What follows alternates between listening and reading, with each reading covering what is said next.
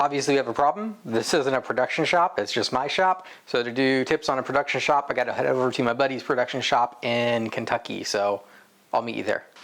So one theme that's going to come up a lot is speed is everything. Because in a production shop, you're only paying the bills as long as product is going out and it's of good quality that the customer's going to be happy with.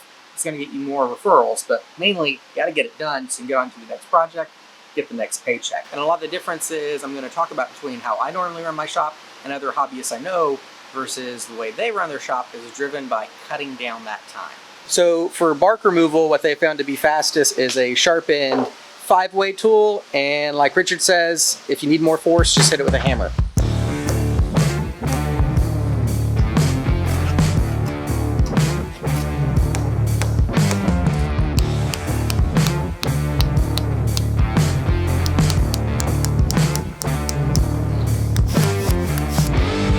Now that they got most everything off with the 5-way, they're going to switch to a restorer to get all the fuzzies and bring it down better.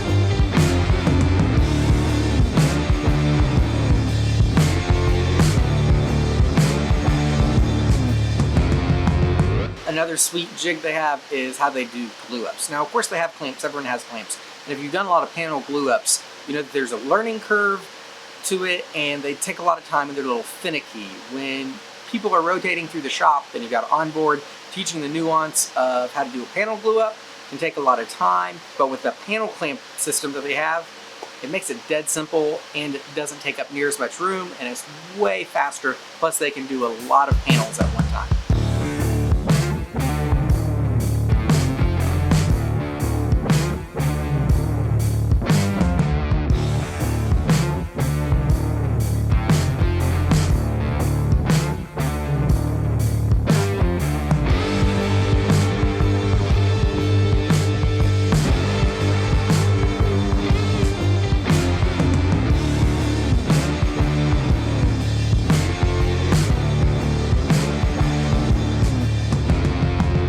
One that's a little arbitrary is knowing your products. So when they do clamp ups, they know that their glue only needs to stay in clamp for an hour and a half to 2 hours. They just use tight bond. That's the clamping time if you read the bottle. I normally try to plan my glue ups to be the last thing I do in the shop, just so that way the next day they're ready, so I'm not burning time, because I don't have the room to have glue ups laying around. But here they have the panel clamp and they've got a lot of work to do, so they can just keep rotating glue ups and, you know, in an 8-hour day easily knock out 4 or 5 glue ups if they stay on top of that time. So with their large form slab tables that they do a lot, if you've been around a lot of lumber, you know defects are inherent in that kind of work. So you also often have cracks you need to stabilize, knots to fill, etc. So they used to use epoxy, but at a minimum, you're really looking at a day before you can rework epoxy. If you're using a deep pour to really get in there and stabilize, you're looking at 3 days or better. So one of the things they found was Bondo. They colorize it in the can, so it's a dark gray, almost black, and that's what they use to stabilize everything, because within 15 minutes after mixing just about, it's ready to sand, and you can keep on rolling.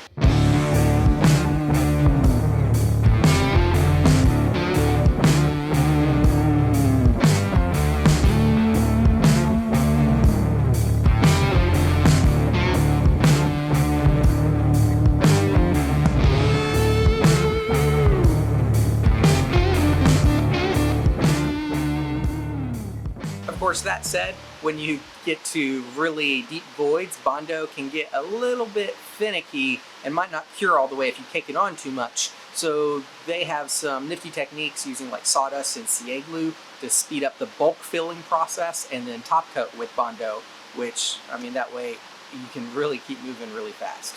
But you're not compromising the integrity of what you're working on in any way. That said, the voids that they're filling this way are not structural. It's just a void that needs to be covered. Anything that's structural, we'd find a way to secure it, and then that would get epoxy or gets a bow tie. Once you bow tie, that gives you structural stability, and then you can come back with Bondo.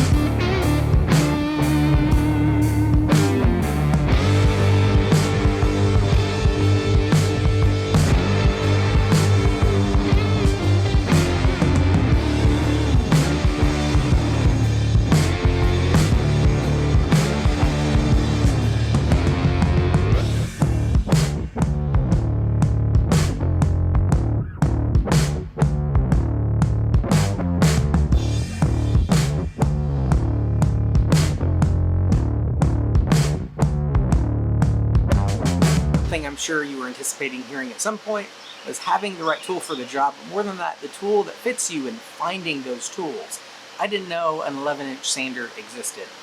These guys do a lot of tabletops. It's the main thing they do, but they don't have room in their current shop for a wide belt sander, which is the industry standard for speeding up the sanding process. But they found this 11-inch sander, and because it's so large, it sands a lot quicker. But more than that, because of its size, it floats better and helps keep everything flat, especially when you're still flattening up glue ups if they're larger than what will fit through the planer. Because if you've used a 6-inch or 5-inch a lot, you know you can inadvertently dish and sand cups into the top. With this big one, that's not a worry. Whenever you're making a bunch of multiples of something, it's a lot faster to work in batch operations, meaning you pick a step and you run everything through that step and then you move on. For each of those batch operations, for them to go fastest, it's best to set up a workflow, even if it means moving your material another time. We just finished ripping all those pieces over at the table saw. Now that they're ripped, we set up a cross-cut section over here to get them all cut down to lengths and all the excess on the end gone. So it starts here with stuff ready to be cut. Then Nick takes it to the MFT table, uses a track saw, which is set on that, to cut it. And then Kevin is laying them out so Bondo work can start happening.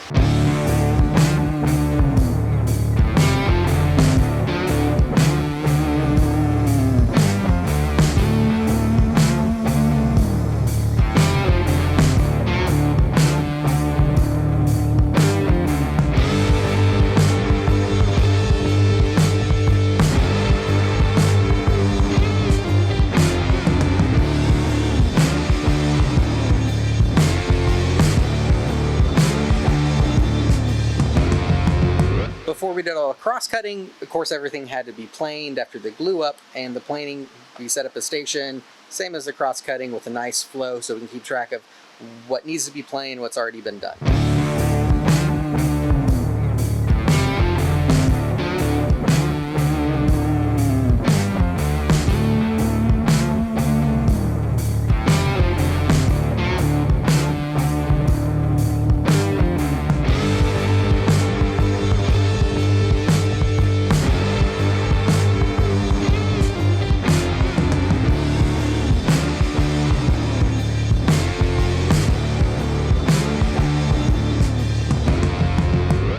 Tool that they have, because they mainly do tables and they do a lot of large form tables, a lot of work with slabs, is they have the Slab Master, which is a not automated, manual way to flatten slabs, and is significantly faster than, say, a router sled.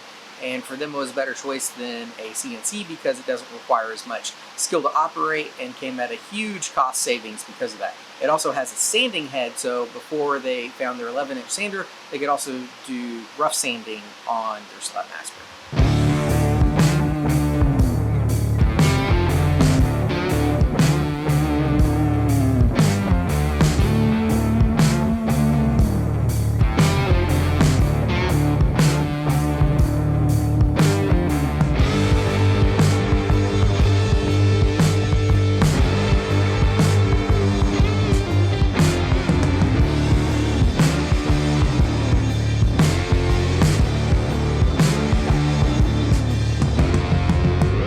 Now for finishing, you're going to see that they do things a little different. And I know some of you are sick of hearing me say, just read the back of the can.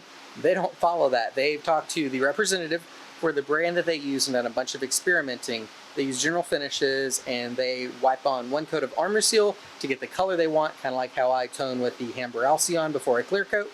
And then for their clear coat, they use General Finish Conversion Varnish and spray 3 coats of that on an hour after the Armor Seal sets in, because that's enough time for it to penetrate the wood. As soon as they don't feel the residue on top anymore, spray on 1 coat, wait an hour, go up to 3 coats, and burnish in between the coats with brown paper.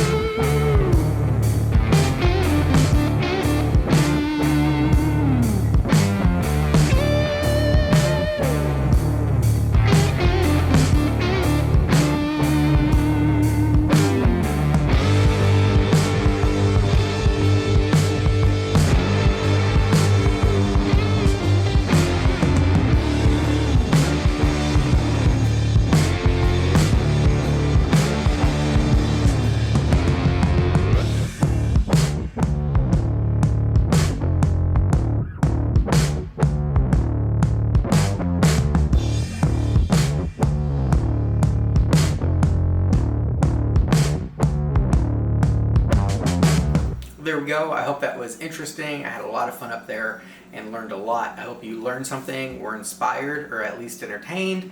Thank you to the guys at Lakeside for letting me crash their shop for a little bit. And until next time, make time to make something.